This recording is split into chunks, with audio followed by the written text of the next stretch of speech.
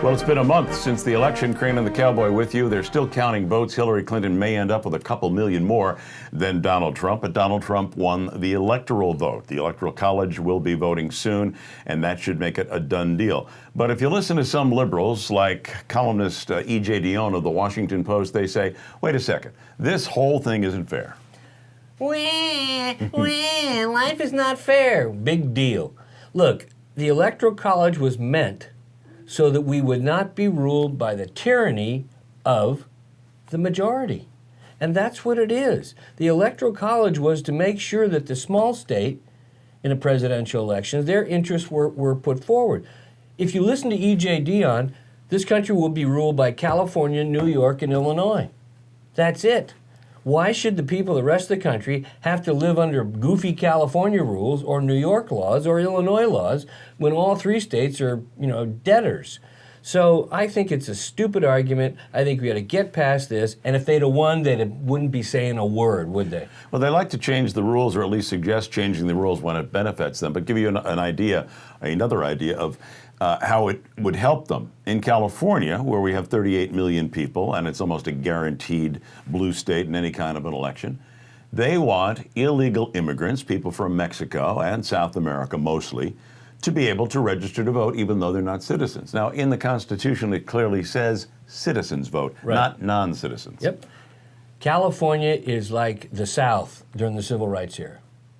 And nobody wants to say it. This is nullification. They basically said, we're not going to follow federal law. That's what George Wallace said when he stood in the schoolhouse door. I'm not going to follow federal law. What did they do? They sent troops down there to enforce federal law. California is the most arrogant bunch of people I've ever seen in my whole life. Being a Californian is disgusting to watch these people because they think that the rest of the world should bow to how they are. You know something? California is a one-party state. That means one party's in charge. That also means one party's responsible. When this state goes belly up, they're going to be the ones responsible. Well, with 38 million people to kind of take care of, I mean, a lot of people obviously are employed, but there's a big social safety net that has to be monitored by California. You're going to need that federal money. And maybe Donald Trump, if you don't play the game, I'm going to turn off the faucet. Well, Barack Obama used the power of the federal government to coerce states, school boards into his, everybody needs a bathroom law. And what's good for the goose is good for the gander. What the Democrats don't like is the fact that they lost, and they've lost big in many elections recently, and they don't like the idea that, guess what? They've been found out. The rest of the country says, we're not buying your crap. So all of a sudden they're having to retrench, and they don't know which way to go. Now back to E.J. Dionne's column, he suggests that if California has 38 million voters, why do they, population, people, why do they only have 2 senators, the same amount as Wyoming, which only has, say, 500,000 people? Again, E.J., dear Mr. Dionne, read the Constitution, okay? Read the Miracle of Philadelphia. That was the big decision because the smaller states, and they knew other states were coming. I read his article and he says, well, it was only a small coastal strip of land. Look, these guys knew it was in the Ohio Valley. They knew there was mountains ahead. They knew there was a Pacific coast because the Spanish were already there. In fact, San Francisco was founded in 1776, the same year as the Declaration of Independence. Everybody knew this, and they knew eventually their manifest destiny. We're going to fill in this country with Americans. That's the way it's going to be. So you didn't know what the country was going to be size-wise, but it was also, wait a second, if population is the determining factor, that means Massachusetts is going to get more senators than me, Massachusetts being a high population at the time, or New York at the time.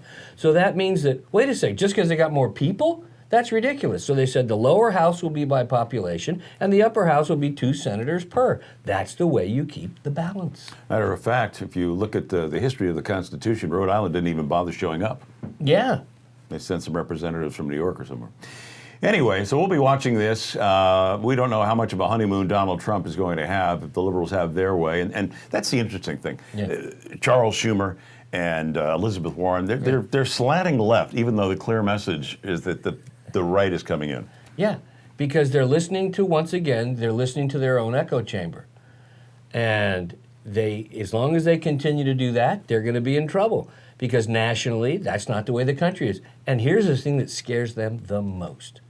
if Donald Trump is even half successful, it'll screw them 6 ways to Sunday for a lot of time. And people are going to start to question, hey, what is all this nonsense you guys put in there? He's going to expose the federal government for what it is, the most corrupt criminal organization around. It makes the mafia look like pikers. And the Barack Obama legacy will be just a little bit tarnished. We'll have more on that coming up.